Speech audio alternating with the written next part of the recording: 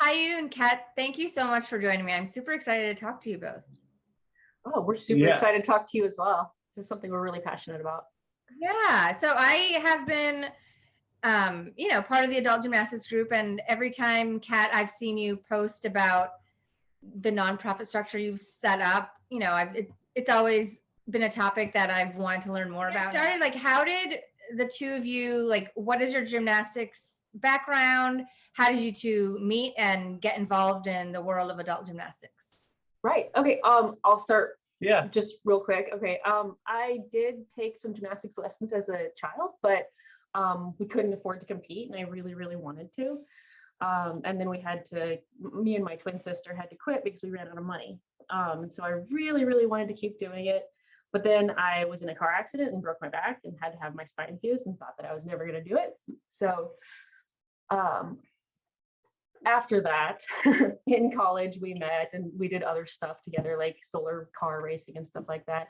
But then with my interest in gymnastics, he started taking classes at the university. And he can tell you a little bit about that. And then I got back into it, figured out that I can do an awful lot without moving my lower back. So we moved down to California after we graduated and joined the San Jose State University Club team, which was an awesome opportunity. We got to go to our first competitions. I was 33 when I first competed, it was so much fun at the Halloween meet at Berkeley, which was super awesome. But then eventually the San Jose State University decided that they didn't want non-students in their student clubs. And so all the non-students got kicked off. But there were so many of us, and we were, I think at that time, the most dedicated members of the team, that we're like, wait a minute, we can just start our own team. All we need is insurance and a place to practice. And so we built it from there. Do you want to go into your gymnastics history? Yeah. So like I said, we met in college.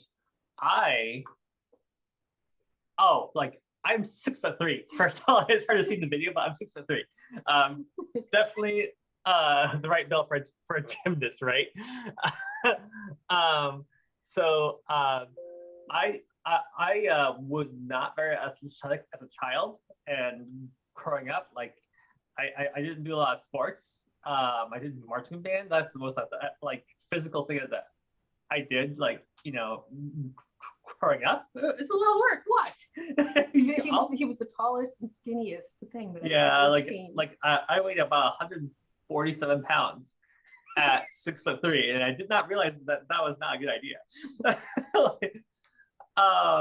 So in college, Kat kind of introduced me to gymnastics.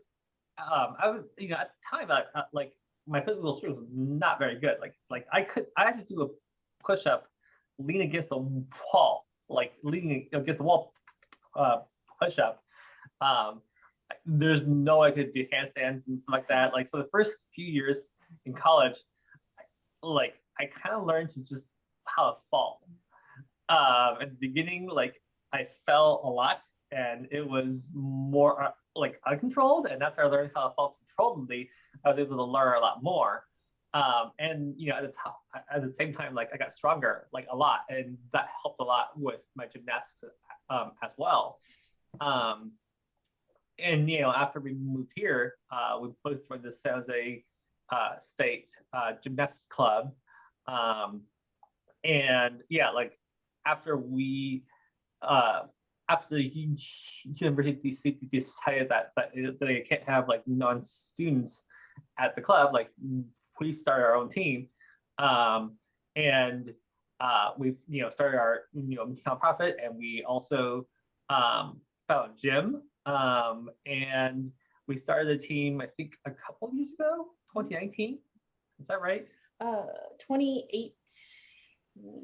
It's something 2019. 2019. Right. Yeah, I think it was the end of 2018 is when we got incorporated, and then 2019 when we started practicing. Yeah.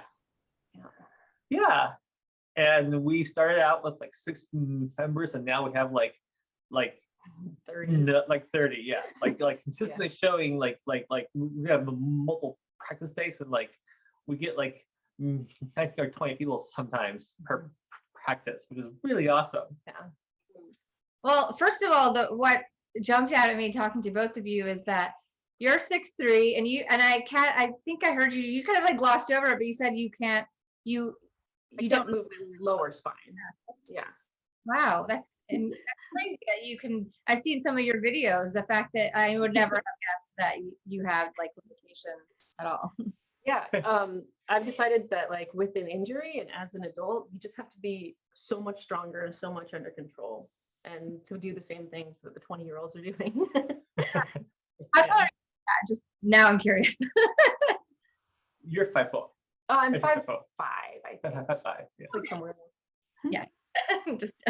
Okay. So awesome. So you made it sound so simple, like, oh, we just need insurance and space. But I think, having seen so many people in the group talk about like frustrations with starting, they're not necessarily even a starting, but finding a place to practice. Like, how did you go from, okay, we are starting our own thing, to deciding the nonprofit route is the way to go? Because I think that's the most unique aspect that's not talked about a lot in some of the other ways.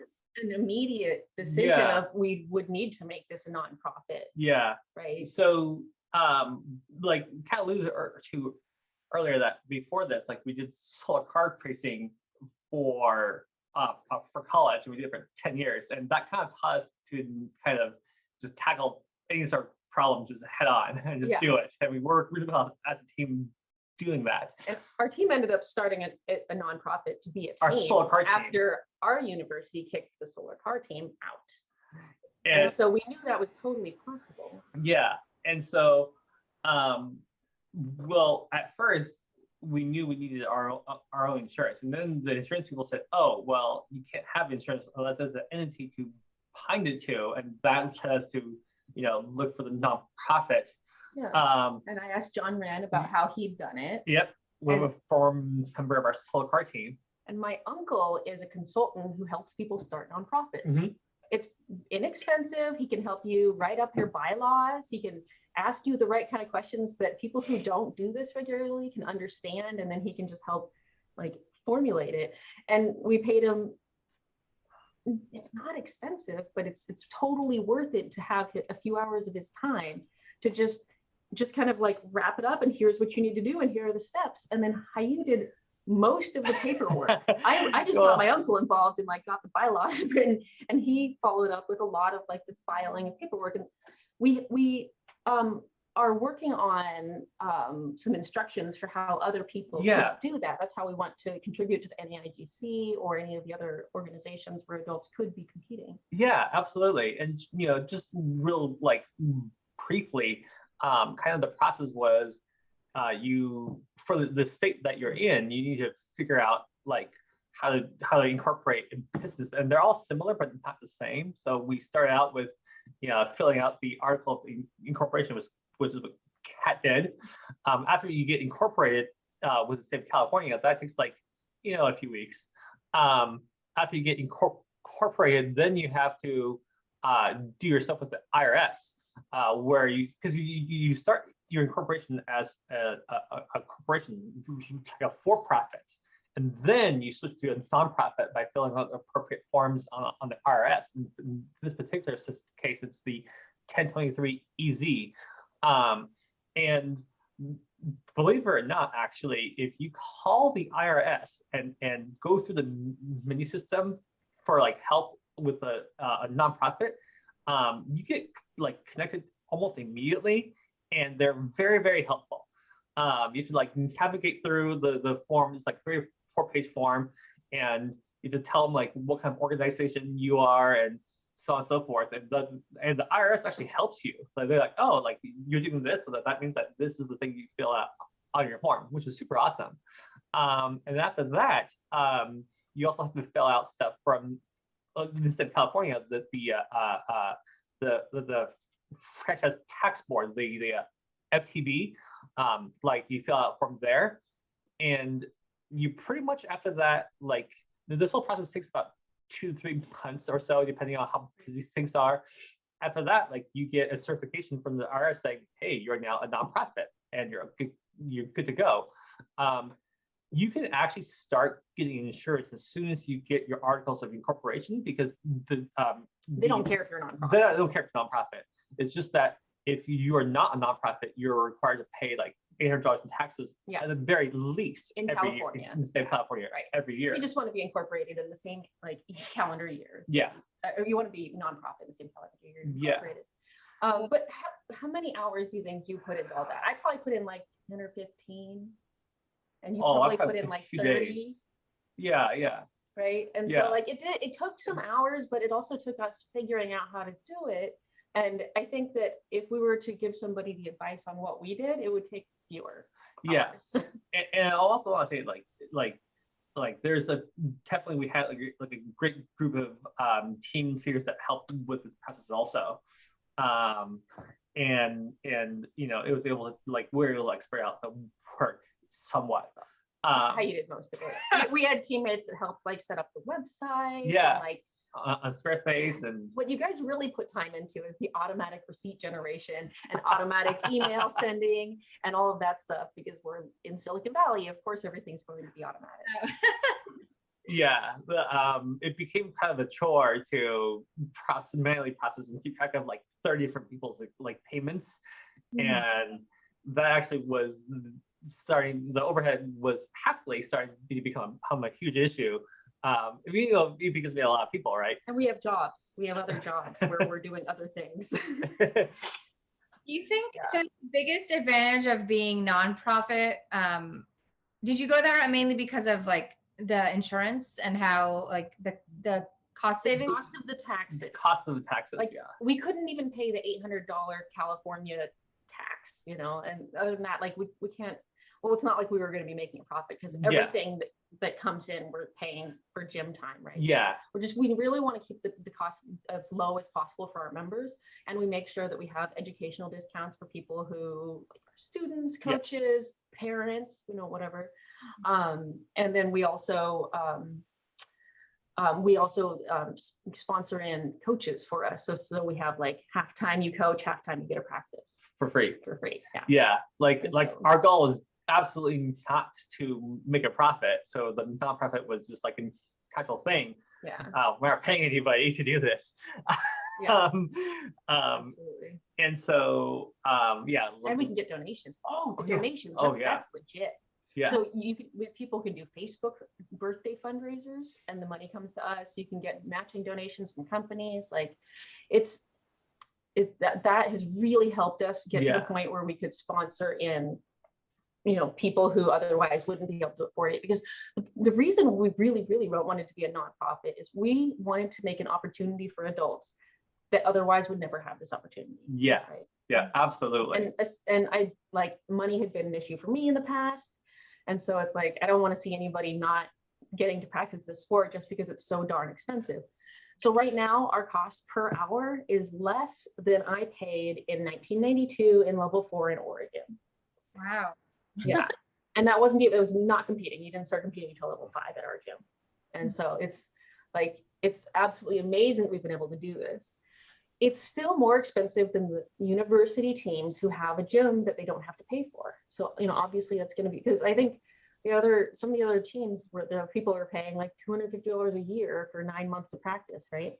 And so it's going to be more than that, but like, we have it down to if they pay this many dollars, then we can rent the gym. And if we get a few more teammates, then we could drop the prices or whatever. Right. Yeah. Or add a third day. Yeah. Like our goal always has been to optimize for the lowest possible cost to attract the highest number of people, to give like the highest number of people like an opportunity to be on our team. Yeah. We have a fixed gym cost.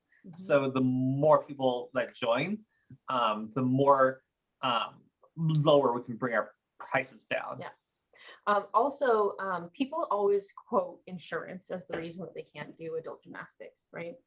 And it's because I was told by a gym owner that if they insure adults, then all prices, even for the kids in their gym, increases because everybody's lumped into one group, and they say it's like prohibitively expensive. Well, if you're only having 30 people or less in the gym at any given time, the insurance is less than $3,000 a year. Yeah. So we roll that into our monthly prices so people don't have to pay like an annual fee that hurts. Some gyms have the annual fee, and it's always been a little weird to me. But yeah, because like when people join, they're not sure if they want to commitment of Yeah. like, I'm going to be here for the full year. So we kind of just had to incorporate It ends that up in. being like $10 per person per month Yeah. for the insurance. Yeah. And so it blows my mind that is a deal breaker in many places. Like when we hunted for insurance, like what I called them, every insurance except one says that they have an age limit of 22. Like you have to be below 22 to get insurance. K&K insurance is the only insurance that we found that would allow us. AAU. Well, that's That's different. That's like. But the only private insurance company. Private insurance company that will like bind their insurance to an organization that will allow 18 to 100 per se. I don't know why we put that limit on there. I fully expect to still be practicing at 100. 100 too. Yeah, exactly. Okay. So, okay. I had a question. I'm trying to. You're a really great listener, by the way. Yeah. What was the question that I had? Totally lost my train of thought. So because you had the insurance through, I think you said it was K&K, the gym you wanted to work out at, they were okay with that. Like as long as they had very specific insurance limits. Like normally you have like a $1 million liability policy, but they said we needed to have a $2 million liability policy, which totally makes sense. We're considered breadwinners at any age above 22, and we're in the Bay Area, which is incredibly expensive. And so, yeah, I get it. Like that should be high. That limit actually is directly correlated with how much the insurance costs. So if in other places where that is not a requirement, then you can actually get it about for approximately half. It was actually at 1,500 until the limit from 1 million to 2 million. Like it was but that was when we were asking for 19 people, and the insurance was going to be 2,000 instead, so it wasn't half. It was like $500 less. Well, I can show you later, but okay. Sorry, we get that part out. But like, yeah. I think that we didn't answer your question though about how we got a gym to accept us. I'm not sure if you may have. Well, and we can get to that, but I have another question in terms of as like any adult over 26 has to be insured. Like, I mean, usually it's insured. Why is that insurance not? That's a totally different type of insurance. Oh, that's healthcare. Yeah, that's healthcare. This is liability. This is just if somebody gets horribly injured or killed, and their family wants to sue the organization. The gym owner was like, yeah, if you've got adults competing in or practicing in my gym, you guys need to be liable for them, not us. And we also require that people have medical insurance, because if somebody does get hurt and they don't have medical insurance, more likely to sue. But how is that? I'm just like thinking out loud, how is that different from the coaches that are spotting these gymnasts? I mean, I know the risk is much less, but they could still get hurt. I think gymnastics insurance is already has some clause for that. Yeah, there's some clauses for that. Like the coaches aren't practicing. They in a lot of the cases they on actually paper are. well, on paper they're not practicing on paper, and so that's how I think that underwriters split that out. Right. Like they have a coaches slot in their underwriting. Gym would be more comfortable with that because they get to hire the coaches and choose the coaches. They can fire the coaches. When you have like a class, it's they don't have as much control over who's actually there and whether or not they trust them to make good decisions. So. Yeah, like as far as CSC is concerned, like we are renting their facility like as a third party. Yeah. And so they want to just make sure that we have all of our stuff. Okay. Insurance, so on and so forth. Yeah. So getting back to that question, how did you sort of have that conversation with the gym and convince them? The way had been paved by the SJSU team, because the woman who started that team, who's absolutely amazing and was around for us starting this team, she'd already worked out an agreement with them to rent space for the SJSU team for some of the days, and then they stopped doing that when they got their own gym, and then so we said, hey, we've been doing this with the SJSU team, can we get the same type of agreement? And they said yes. We had looked at a different gym, but the other gym was going to require us to have a coach there at all times. And the coaches from that gym wanted to practice with us on our team, so they didn't want to be coaches. And also, like it was more regimented. Like instead of open gym, it was more like a team like practice. I think. No, that's different. Okay. That was for the adult class. But, Okay. yeah, so we weren't going to have as much freedom there. Whereas like when we've been practicing and gotten really comfortable with the SJSU team, like we never had a coach. We just all coached each other, and we had kind of a collaborative environment. And so, we're allowed to do that because we're adults and they trust us to make decent decisions. And we don't have you don't have to have a coach if you're not trying to corral 8-year-olds or whatever. We're all adults there, which also brings us to like, how do we deal with new members who have never done gymnastics, right?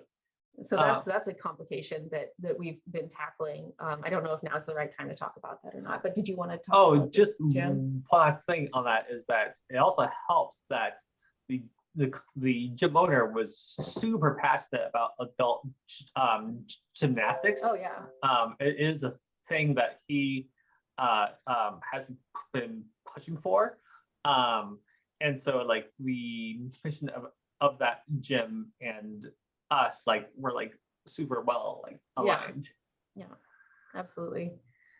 Yeah. And now it's helpful to them because the gyms were closed for so many months and it was a really difficult time. And so we're now income. Yeah. It's consistent. We're coming back. Yeah. Yeah. They classify us as a source of income, a source of revenue. And so everybody helps everybody now. Yeah. And at this gym, like I'm super happy to say that like the people, some of the coaches there also like have joined our team. Yeah. And the person that watches the front desk on one of the practices, she joined our team and is able to practice. Sorry. No, it's okay. She's able to practice with us on the other day also, which is really awesome. And she hadn't done gymnastics in years. Yeah. So she was just so happy to get back to it. That's awesome. Well, I do want to ask you about what you were just talking about newcomers. But before we get to that, so it sounds like the only fixed cost is the gym time because you don't hire external coaches right now. Right. Gym and insurance. Just gym and insurance. Gym and insurance. Yeah. Okay. And is it by the hour that the gym charges you, or is it? Yeah, it's by the hour. By the hour. And for a staff person to watch the front desk while we're there. Yeah. And for that hour, is there a limitation on how many athletes can be? Well, right. I mean, there's COVID limitations. There's COVID limitations, and there's also like fire code. But we've never gotten. Yeah, fire code for a 10,000 square foot gym is like a lot of people, so we never hit that limit.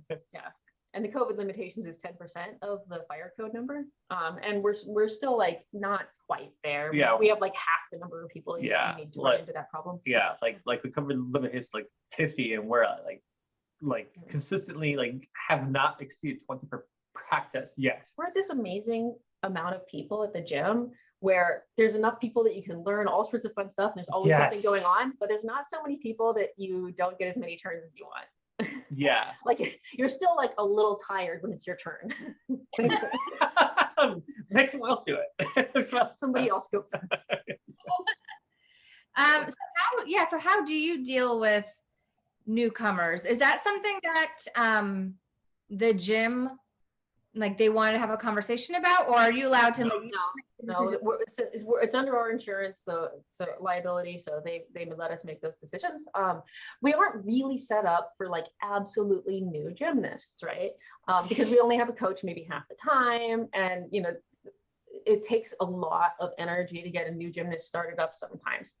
So we have a couple of ideas. We say like, you have to be able to be safe for the whole practice in the gym. And so if you're not able to do that, then there are several adult classes in the area that you should probably be in instead, right? So we've communicated that to our members. We have new gymnasts show up when the coach is available, and they can kind of try it out. So there's a lower cost trial day where they can practice. Yeah, practices are 3 hours long also. So it's $15 for a 3 hour to try practice. It out, right? And, you know, we haven't had and too many problems where it's like this person needs way more help than we can give them. You know, usually if people realize that they're not going to get that much one-on-one attention and they need it, they, you know, we can either tell them like, hey, there's other options where you could have a coach, or but maybe not have the 3-hour practice. You know, and so usually they find that option if they need to, but we haven't really run into that too much. You know, usually people are able to infiltrate the groups that are already practicing and kind of work with the rest of the team and Yeah, absolutely. follow through like the whatever drills we're doing or whatever. Yeah, like our only real requirement is you have to be safe Mhm. and you can't be a jerk. Oh yeah, we do have that clause as well. And the thing you have to sign, like you have to be a good teammate. You have to follow the rules. Yeah, you can't harass people or whatever. Like, Yeah. cause trouble. Yeah. And so it really hasn't been too much of an issue. I mean, we are here to serve a very specific purpose. Adults that want to have 3-hour-long practices and have the opportunity to compete. That's who we are targeting. And competition is not required. It's very straight back, and oftentimes, like what ends up happening is, so somebody would come in just for practice, and if it's competition season, they'll see everyone else getting, practicing for competitions, and they'll get inspired themselves to practice. Yeah. We have one particular teammate. She joined us for her first practice, and then the next thing was a competition that weekend, and she competed like all around in that. Was that Anna? Yeah, it was Anna. Yeah. I also described to her how to do a cast handstand, and she did it on the first try. Wow. She's like, well, I quit level 4 15 years ago, so I can do a cartwheel. That's literally how she came in. And It's just like, I've been trying to do that skill for 5 years. Just describe it really well though, so I think you That's what she said. But still, oh my gosh. Yeah, anyway, that girl. Yeah, like the story that we hear from people that join is almost always like, I've done gymnastics as a child or a kid. I haven't done it in a long time. I'm not sure if I can do it. And then they come and they find out that, yes, they can do it. And honestly, they can do it more. A lot of them find out they can do it more now than they had before. Yeah. There's just less pressure. There's more time in the gym where we can relax. It's There's just way more fun. Freedom. Yeah. So. And you don't have some like specter of like, you're in an environment where everybody believes that you can do what you're doing. Yeah. So encouraging the team is, that's our job. That's what we're here to do, is to encourage people. Yeah, and like almost everyone actually everybody like is super helpful and encouraging, and it's just a really happy, positive environment. Yeah. We were so sad when COVID hit, because it's like, I miss our team so much. How, when you were like pre-COVID, when you were having practices, were you the only ones in the gym, or were there other teams or students? Just us. I mean, so the gym, when they have like coaches or whatever, they always do background checks on them, right? And they don't have control over our team. They don't have background checks on every single teammate. And so we're just not allowed to be around the children. That's fine. Yeah. And so like we can start, when in non-COVID times, we can start practice in like a different room. We can warm up. And then as the team is like filtering out, then once they're out, we can go into the main gym, which is totally fine. Yeah. We're practicing now. We've been practicing for several weeks. Yeah. Most of us are vaccinated. Yeah. Also. The other thing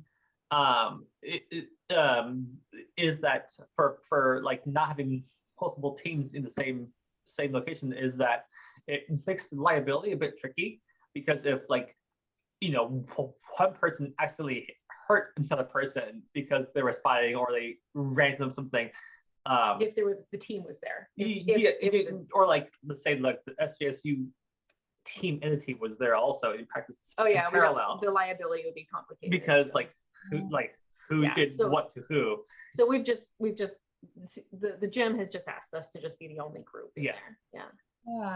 How do you think that even though the other teams and gymnasts don't see you and there's really there's one staff member, do you think that your presence there like has changed? I mean, you said the owner's already passionate about. Yeah. Oh yeah. The people who work at CSC have California Sports Center, Yeah. which is the gym that we've been, they say that people come in all the time asking about adult gymnastics, and they're very excited to say, oh, we have this team, you know, they practice here, you can contact them online or whatever. And so yeah, they tell us all the time how excited they are about it, and they tell us, oh, my daughter just turned 23 and she's going to come back here and she gets to join. I'm so excited. Oh, and she's got a friend, she's going to bring her friend.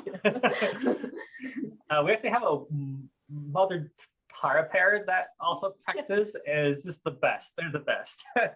Yeah, and the mom like really started training as an adult. And like when she was about 42, she saw her kids do it. She got 5 kids. She saw her kids training. That looks like fun. Yeah. So she started practicing, and they're just fantastic. They both have really nice flyaways too. They both Yeah, like, really yeah. lift their toes in front. And They just, do. you know, floats. It's beautiful. Yeah. And also go back to a little bit about like, you know, how people hear about our team. You know, people hear about our team through, you know, like word of mouth, through going to the gym.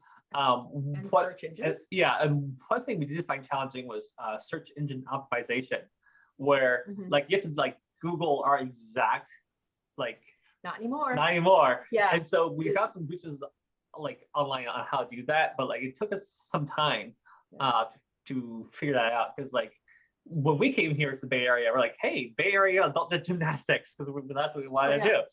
And now like more and more people join our team say that they were able to find us through like searching like It took stuff like that. months of like fixing how we use Google effectively. Yeah. Also, there are speaking of Google and things Yeah. like that, there are other options of things that can help nonprofits that are like a lot of people don't know about. Like Google provides $10,000 of free advertising for each nonprofit. Yes. So you can have like your website pop up first as the little ad when people do their searches. And however much that costs, I mean, what is it, like a year of free advertising or something? No, it is $10,000 per year, and it renews annually. Right. And so you can, as a nonprofit, we can like always be the thing that pops up as the advertisement when someone looks up Bay Area adult gymnastics. And also on Google Maps as well. Oh yeah. Like, like there's a lot of stuff that you unlock as a nonprofit when you become that. Right. Yeah. Like we're just finding stuff like, oh, like you can get cheaper ads on Facebook, and you can get ads on YouTube apparently, and so on and so forth. So they all like talk to each other. And it takes 15 seconds to do our taxes. Oh yeah. Our taxes is literally like fill out a card. Nope, I did not make $50,000. Here you go. Yeah, that's exactly it. Address, organization name, and no, I did not make more than $50,000 in profit. Living in Silicon Valley, you know, which is like, you know, the mecca for like funding and tech and all that. You talked about donations. Do you think living there gives you any advantages in terms Absolutely. Yeah. We have like a teammate that just donates through her work and it gets matched. And so we like, where did this $500 check come from? It didn't even say. What is this? And then I called, like, I think we got someone else's donation. They're like, nope, that's for you. Yay. Yeah. And so it just, and it's not just the donations, it's also like the talent that our team has. Like, I mean, the amount of programming and web design that has happened, like, and how we've got teammates helping us like figure out how to get paid. Like, hey, we now people can pay for practice on our website. It automatically gets logged and emails our account automatically. And then it populates a spreadsheet of like who's paid what for what thing. Yeah. I mean, it's amazing. So I don't have to do any of that manually. And this is something that we kind of we're working with it, you know, AIGC to help like develop like a toolkit for like, hey, like if you want to start a new team, here are some of the stuff that we figured out. That here's the code that works. Yeah, right. Here's the code that works. Here's something that's something that we figured out so that you don't have to. Yeah. have you had to have any, like after the first initial call with the insurer, I guess you just renew it every year, but I'm wondering if like Have they had questions about it, like after setting up, or has it just been pretty smooth since this? It's been pretty smooth. The only one difference is that after COVID, they had to redo our insurance from scratch because COVID changed their underwriting algorithm. Yeah. A few $100 more a year. $100 more a year. But not too much. And also, like, they were not able to give us credit for the time that we were not able to practice. We live in Santa Clara County, which is one of the most conservative health counties in the nation. The first lockdown classroom like reopened, and so, but other than that, like we only got like credit for like 3 months of that. But other than that, like it's not a big deal. I should say we've had to call them and say, hey, we're gonna add another location. In the past, and that was no problem. We just had to do the paperwork. There was no fee increase. Yeah. Hey, we're gonna get more than 20 people, and we need to increase our limit, and so we had to pay whatever that would be for the remaining months of that year. Just really no problem. Yeah, and also like we did not understand that like for the something with the underwriting is that like for the first like few people that we increased, like the cost did not go up. I was like, hey, how much does it cost to go with 25 people? They're like, it's free. Okay, sure. Yeah. And so like figuring out, you have to ask the insurance a lot of different questions, but it's like some sort of game where you have to say, well, what would the cost be for 23 people at 2 locations 3 times a week? And then they like do their, and so if you just ask the first thing and you only get one answer, you don't know what you can get for free. Yeah. And also like interacting with insurance underwriters is kind of similar to like, I swear, like purchasing a house and go through underwriting. It's like, kind of a pain. Like you have to be very persistent with them, and you have to be on top of it. And, I mean, or you're just going to be operating off of instructions that are more constricting than they need to be, which is also fine. Yeah. Like it's not, I don't want to make that a deal breaker for someone planning on making a no, but like team. But yeah. It's just like there's a lot of conditions where you can ask for more and get it. Yeah, they'll imply that it costs more, but you ask for a quote, it's not more, or it's $50 more. Yeah. Also, we're only paying for insurance on the number of people in the gym at any one time. We aren't paying, like if we have 50 people on our roster and only 20 show up to each practice, we're not paying for 50 people. Yeah. So if people worry about that, like it's. Yeah. Honestly, everything's gone a lot smoother than I expected. Yeah. Overall. Yeah. It's really been quite smooth. Why do you think that it worked out with this insurance company and not the others? Do you think because it sounds like you've learned a lot talking to them as you go. I wonder do you think if you went back now, the other ones might be more receptive? No. You know what? I think that might change in the future as adult gymnastics is becoming more and more popular. The more requests they get for it, the more they'll realize that they could get more money if they have this, but it's just not in their algorithms right now. And so they haven't run the numbers. Yeah. Like I think that if K&K were unable to insure us, it would be a tall order right now to try to get insurance elsewhere, other than AAU, which makes it hard. Right. But I think in the future, like Kat said, like I do agree that I do have hope that other insurance companies will also understand that this is a thing, it's a safe thing to do, and people just need to keep asking. Yeah. Mm-hmm. Yeah. Like what I call the 3 or 4 other insurance companies that were there, they're all like, we're really, really sorry, we don't have a provision for this at all, or like right now, like it's just not a thing that they do. Are you familiar with the AAU insurance also? Yeah. If someone could not get insurance and they needed insurance and really wanted to start a team, they could get every single one of their teammates to sign up for this AAU. It's incredibly cheap to be part of the group. I don't know very much about it, but every single person would have to go through and do the paperwork separately with AAU and get that insurance. The Amateur Athletics Union. Yeah. So if you become part of that, then that's insurance that covers the gym. I don't know what their limits are. I don't think it's the $2 million that was required for our gym. So we needed to get the separate insurance, I believe. Also, like I was not ready to try to take every single new person that comes in and say, okay, you have to sign up for this thing and pay for this and get me the paperwork. No, it was way easier just to get the insurance. Yes, that would have been prohibitively but logistically if you had challenging. more time to put into it and you couldn't get insurance some other way, this is totally an option. Yeah, it is an option. Yeah. Yeah. It would And people on the adult, the Just Like Fine Wine group on Facebook, there are people there that are like in charge of this, and they can totally help people solve that problem. Absolutely. Yeah. So right now you have 2 locations, and how many 3-hour practices per week? So right now we're only doing 1 location because we're just getting started back up post-COVID, right? And so we have 2 practices a week for 3 hours each. We used to do 1 3-hour one on Sunday evening, and then Tuesday and Thursday night, like 2 hours each one. If we start that back up again, I need someone else to run Tuesday nights because I have a job. I mean, the practice was like 8:30 to 10:30, and the location we were at was a little further from my home, so it's like that was really hard to be in charge of. But we have so many good leaders now. Yes, we do. There are so many people that join this team. Like, it's so much more. It's a lot less difficult than a university team because you don't have people like turning over every 2 or 3 years, right? So we have really stable leadership. Like, we're going to be traveling. Thank goodness we can finally go places. And, we have plenty of people who can run the practices. They're all so responsible. They all love it. They love the opportunity so much. They're like, yeah, of course I'll step up and take more responsibility. They're just the best group. Yeah, they're very, very lucky and thankful for our leadership team. They've really been amazing. So you do travel for competitions? I know you said it's not a requirement for the team.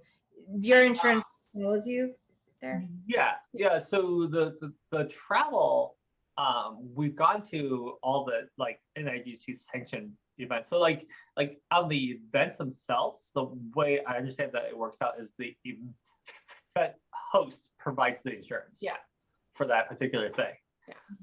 So because like our particular insurance does not provide insurance for meets that we host, right? For meets that we host. Yeah, that would be separate somehow. Well, the way that would work is we would do an AIGC sanctioned event, and that gets covered through the AIGC membership and insurance like that. But so we actually were about to travel in 2020, and then everything got shut down. And we were going to go to nationals. The year before, we didn't make it to nationals because we just started the team, and we weren't ready to be there. But by 2020, like, we'd accrued enough money to like pay for our coach to come with us and like cover their plane tickets and everything. Yeah, cover their travels. Like we could sponsor a few people that like otherwise wouldn't be able to come. Right.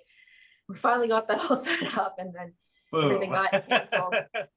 And like, because of all of that, like, the gym fee's gone up a little bit more, and so we're actually still now working on growing the team a little bit more so that we can have that cushion again to make sure that we can sponsor people to get the competitions.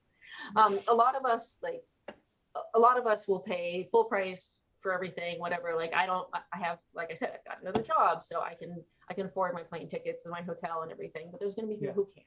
Right? And like, because like we're in Silicon Valley, I think we were able to kind of help donate the team at the beginning because we needed like a seed fund for like insurance and gym operations and so on and so forth. And I think being in Silicon Valley helped us there. I think if we were able to do that, that would have been a lot harder. Like, it would have been somewhat harder to get started as fast. Like, we wouldn't be able to start as quickly. Yeah. What if we're no strangers to that. Yeah, we're not. That's how we started the solar car team. Also. Yeah, as students. Student loans. Woo. Yeah, right. What have you all been like? What has the team been before you opened up again? Like, what were you all doing like during COVID? I'm so glad you asked. Yeah. So we were doing online like Google Meet workouts 4 times a week. So Monday, Wednesday, Friday, and Wednesday, and like a second one in the evening.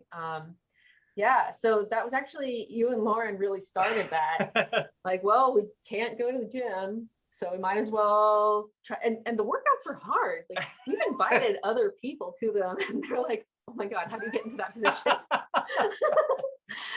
So a bunch of us came back to the gym like stronger than when we left. Yeah, and we also incidentally, like, if you trace back, like prepare for the pandemic since we have some uneven bars and a slow beam in our backyard. Yeah, there's not a lot of space for the low beam though, so it has to be over the pool. So we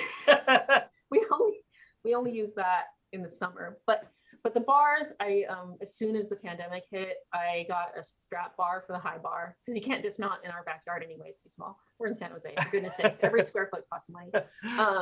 And the low bar, you know, I was working on cast handstands, square hips, kips, just to really like keep that up.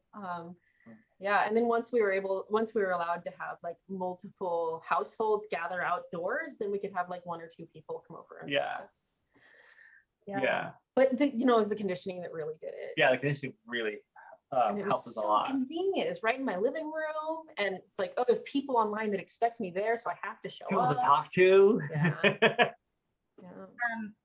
I think a lot of people have been concerned about transitioning back after COVID and whether or not like adult gymnastics will be one of the first things to go because of the capacity issue.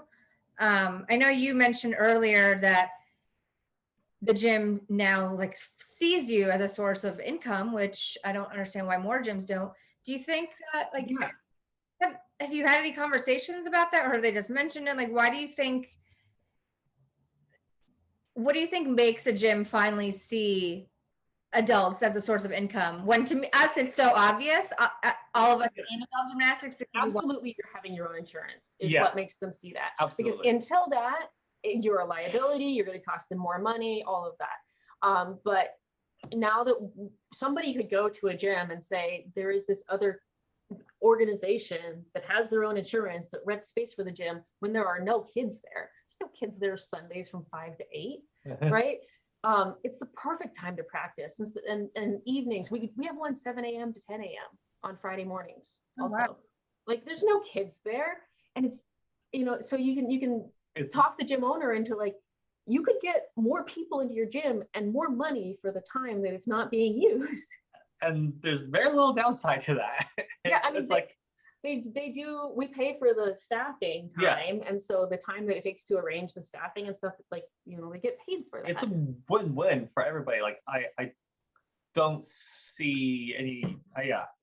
But I think they just need to see the precedent. Yeah. Right. So anybody could go to a gym, and you have to be talking to someone that's very reasonable. So we are so lucky that the gym owner and the people running it, they don't really feel like they have to control everything. They just need to control what's going to be some sort of liability to them, right? And then and they have to trust the adults to use the equipment responsibly. And we have really good communication with the manager of the gym, and so they do have to trust whoever's setting it up. It definitely helps if it's somebody they know. Did you have anything else to add to that? No, that's perfect. Yeah, okay. I think I had something else to ask. I'm trying to remember.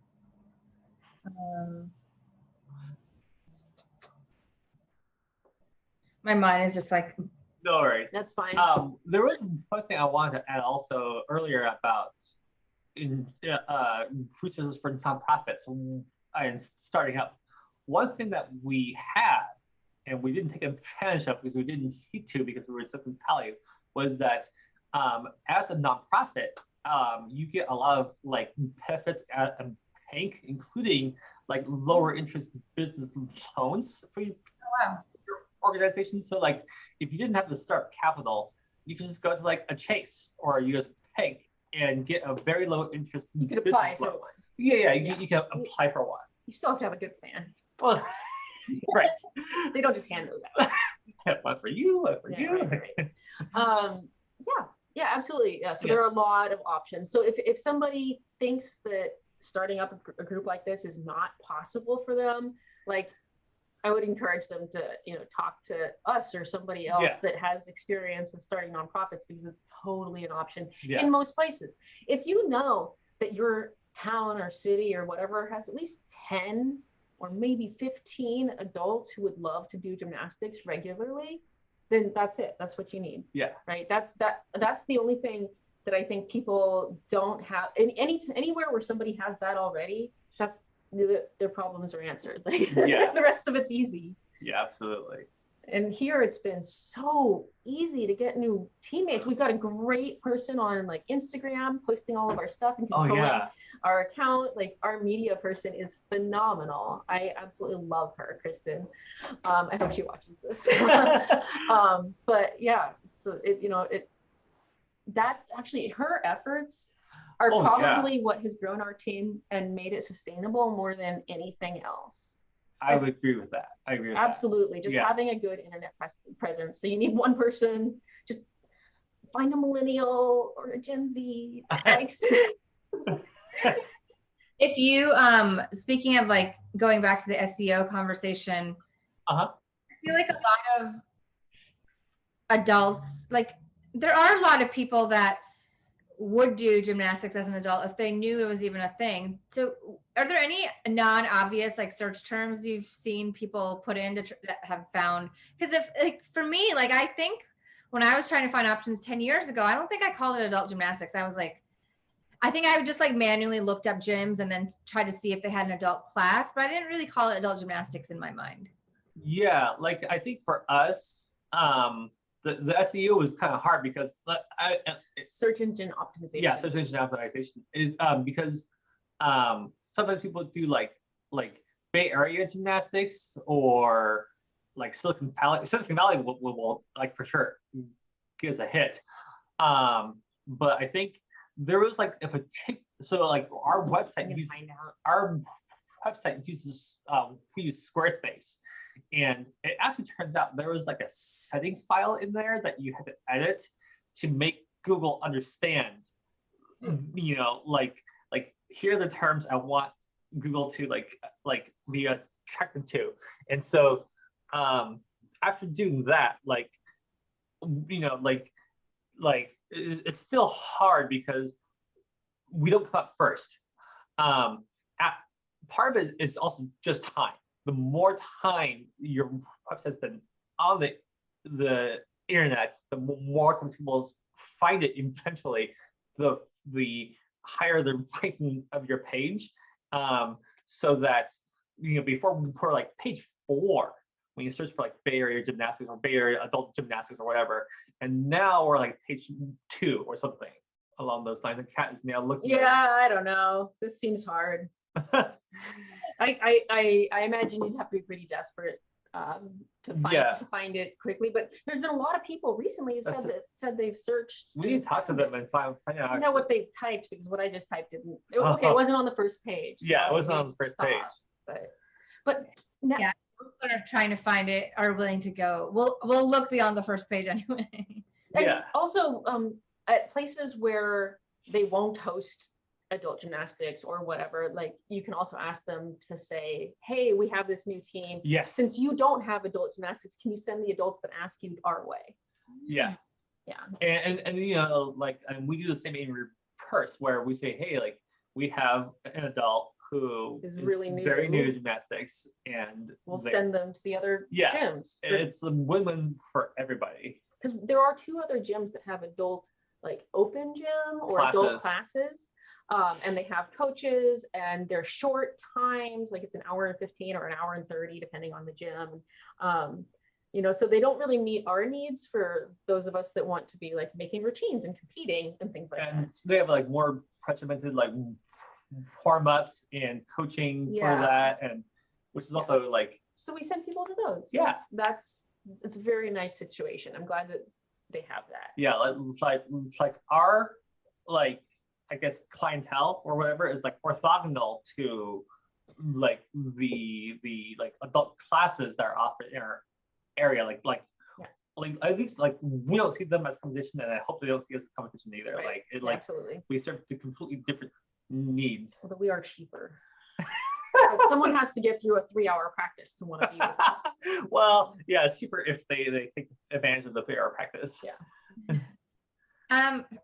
For anybody who's listening and is interested in starting something like this, how many, aside from the time that it took to set it up, like how would you say now, how many hours do each of you spend on like the admin and organization? Oh, like honestly per month, because our hour?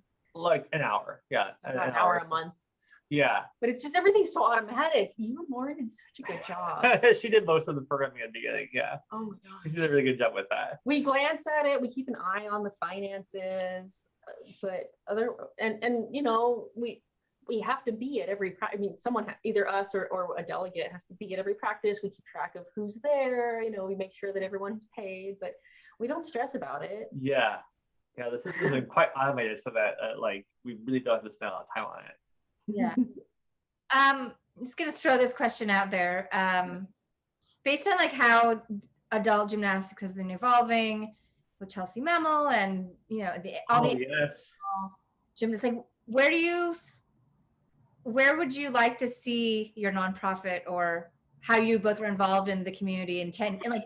I like this one. Okay. So even in the Bay Area, there are like places where students are getting, or non-students are getting kicked off other teams and things like that. And there's places you could drive an hour from here and make another adult team and people would join it, right? Because we have people driving in from like 1 to 3 hours away. And so we would love to have different chapters, and maybe there'd be like a Northern California group, and we'd have several chapters like the East Bay and the South Bay or whatever, so that we could have more people being included and have it something that's more convenient for more people. Because right now we're really only convenient in the South Bay, but people are driving hours to get here. Yeah, and I think with Chelsea Memel, her presence, advocating for adult gymnastics, and people are now starting to understand, oh wait, I can do this. Mm-hmm. And for me personally, my health has definitely improved since mine as well. Absolutely. Yeah. People tell me, it's like, oh my gosh, you're 6'3", you're not in your teens, how are you doing this? It's like, I feel awful when I don't do this. Yeah. It hurts so bad when I don't do it. I'd rather have sore muscles than just hurting from being sedentary. Yeah, which is way worse. Yeah, it's way more fun too. Yeah. Is there anything else that I didn't cover that you wanted to talk about? I'd say one awesome thing about doing gymnastics as an adult and how we've got this set up so that people can compete is competitions are fun now. Yeah. Oh, you don't like bars? Fine, don't do it. No one's making you, right? You can really be in charge of your own training, your own plans, you can make your own decisions, and no one's pushing you to do things you don't want to do. And I know that a lot of people get burnt out as teenagers and in competition. Yeah. Obviously not us, we never did that, but some people have come back and said, I never thought I would love gymnastics again, but this is amazing. I don't know. Yeah. Absolutely. Yeah, we just get such great responses from our teammates. I didn't think this was going to be an option.